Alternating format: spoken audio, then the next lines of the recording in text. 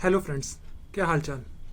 NEET 2025 को हुए पूरे 2 हफ्ते हो चुके हैं। इस बात में किसी को भी डाउट नहीं है कि नीट 2025 का पेपर जितने भी पिछले नीट हुए थे उसमें से टफेस्ट था। आज 2 हफ्ते बाद भी जितने भी एस्पिरेंट हैं उन सब में डाउट है कि कट ऑफ क्या होगी, सिलेक्शन होगा या नहीं होगा, अदर ऑप्शंस क्या हैं, हमें ड्रॉप लेना चाहिए या नहीं लेना चाहिए, cut off, other options, drop, इन सब के बारे में फिर कभी बात करेंगे। लेकिन इस वीडियो में मैं शेयर करने वाला हूँ अपना एक्सपीरियंस। नीट वाले दिन मेरा एक्सपीरियंस क्या था और क्या स्कोर मैं एक्सपेक्ट कर रहा हूँ। स्टार्ट करते हैं लास्ट ईयर के नीट के रिजल्ट से। मेरे लास्ट ईयर मैंने स्कोर किया था 497 और उस समय मेरी जो रैंक थी अराउंड 2 लाख के करीब थी। तो मैंने डिसाइड किया कि मैं ड्रॉप लूँगा। जो भी मेरे वीक टॉपिक्स थे, चाहे बायोलॉजी में हो, केमिस्ट्री में हो, फिजिक्स में हो, मैंने उनको आइडेंटिफाई किया और टेस्ट देता गया, उन पर मेहनत की, टेस्ट देता गया। और मार्च अप्रैल के अराउंड जब मैं टेस्ट दे रहा था, फुल सिलेबस टेस्ट, तो मेरा स्कोर 620, 630, 640 के करीब आ रहा था। और ये मैं एज्यूम करके चल रहा था कि अगर पेपर आएगा तो लगभग कहीं ना कहीं मैं कट ऑफ क्लियर कर जाऊंगा। 4 मई के दिन, जिस दिन मेरा पेपर था, उस दिन थोड़ा मैं नर्वस था क्योंकि अभी भी टेस्ट में मेरे 630, 640 तक ही स्कोर आ रहे थे। जो मेरा सेंटर था मेरे घर से ज़्यादा दूर नहीं था, अराउंड 6 से 7 किलोमीटर की दूरी पे था। तो मैं ऑन टाइम पहुंच गया। फिर मैंने प्रॉपर एंट्री ली, डॉक्यूमेंट वेरिफिकेशन कराया। जो भी स्कूल का स्टाफ था वो काफ़ी सपोर्टिव था। जब 2 बजे पेपर मिलना स्टार्ट होता है तो मैं हमेशा से पेपर सॉल्व करते समय एक पैटर्न फॉलो करता था। फर्स्ट जूलॉजी करता था, देन बॉटनी करता था, देन केमिस्ट्री करता था, देन फिजिक्स करता था। तो मैंने ऊपर वाले का नाम लिया और जूलॉजी से स्टार्ट किया। तो जब मैं जूलॉजी का सॉल्व कर रहा था तो मुझे ऐसा नहीं लग रहा था कि पेपर टफ है। हाँ, उस समय थोड़ा थोड़ा फील होने लगा था कि पेपर लेंदी है, लेकिन टफ नहीं लग रहा था। तो अराउंड मैं उसी स्पीड से, जिस स्पीड से मैं टेस्ट देता था, उसी स्पीड से जूलॉजी के क्वेश्चन करता चला गया। जो आए उनको टिक मार दिया, लेकिन जिन पे डाउट हुआ उन पे सर्कल मार दिया, और वो क्वेश्चन जो मुझे लगे मुझसे नहीं हो पाएंगे, मैंने उन पे क्रॉस मार दिया। और ऐसा ऐसा करते करते मैं बॉटनी सेक्शन में आया।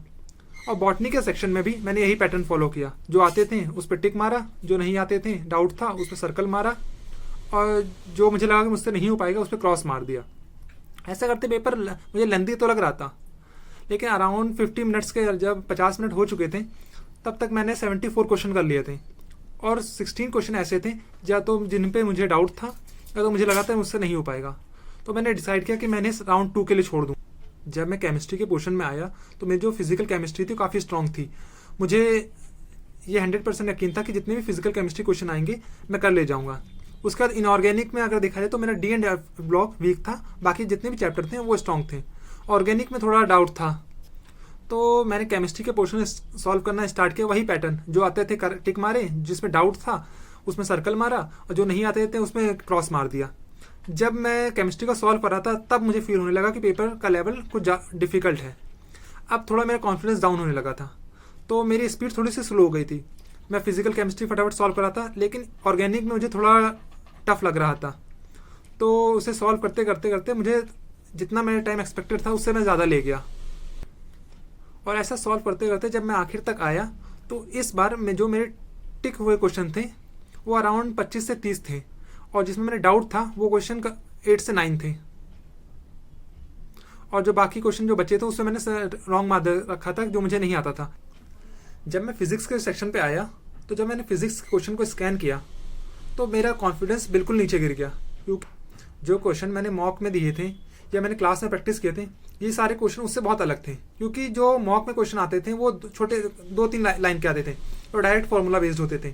और टीचरों ने भी ऐसा बताया था कि सिंपल क्वेश्चंस आएंगे फार्मूला बेस्ड और तुम इजीली कर पाओगे। लेकिन जब मैंने क्वेश्चन पेपर में क्वेश्चंस देखे तो क्वेश्चन बड़े काफ़ी लेंदी थे, कुछ क्वेश्चन तो समझ में ही नहीं आ रहे थे।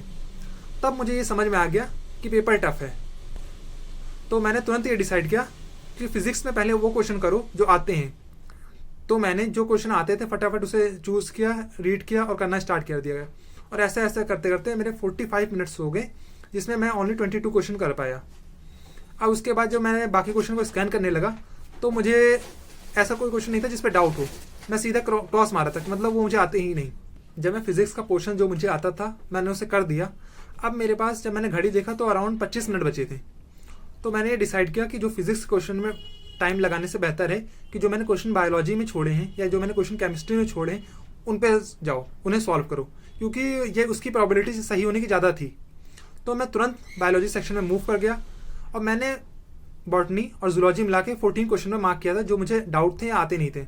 तो फर्स्ट मैंने जूलॉजी किया, जो जो क्वेश्चन उस समय जो मैंने डाउट में छोड़ रखे थे वो आते थे उसे रीड करा प्रॉपरली, कुछ मैं एलिमिनेशन मेथड लगाया, कुछ मैं गैस वर्क किया और अराउंड उस समय जो आते थे मैं फटाफट करता चला गया और ऐसा ऐसा करते करते कम से कम 10 से 15 मिनट उसी में लग गए। फिर मैं केमिस्ट्री के सेक्शन में आया, जो क्वेश्चन में मुझे डाउट था। अब उस समय लगभग 10 मिनट के करीब बचे हुए थे, तो अब मेरी स्पीड बहुत बढ़ चुकी थी। मैं तुरंत केमिस्ट्री के सेक्शन में आया और केमिस्ट्री में क्वेश्चन में जो भी मैंने डाउट सर्कल मार्क कर रखे थे या क्रॉस मार्क रखे थे, मैंने फटाफट उसे रीड करना स्टार्ट किया और सॉल्व करना स्टार्ट किया। उस समय जो केमिस्ट्री क्वेश्चन थे वो मुझसे होने लगे थे और मैं जितने भी क्वेश्चन थे अराउंड उसमें से मैक्सिमम क्वेश्चन मैं कर पाया था। अब बिल्कुल 1-2 मिनट बचे थे तो मैं फिजिक्स क्वेश्चन में आया, तो मुझे लगा कि फिजिक्स क्वेश्चन में करने फ़ायदा नहीं है।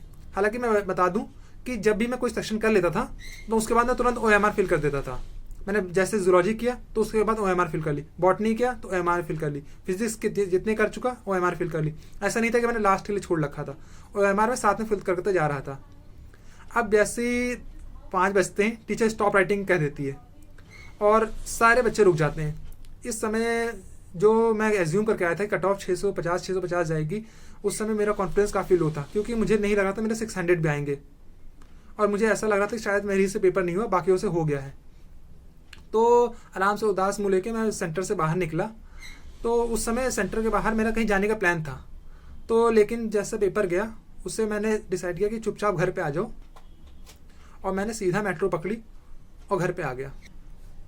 जब मैं घर पे आ गया तो मेरी हिम्मत नहीं हो रही थी कि मैं अपने मार्क्स काउंट कर पाऊँ, क्योंकि मुझे नहीं लगा था 600 क्रॉस कर पाएगा।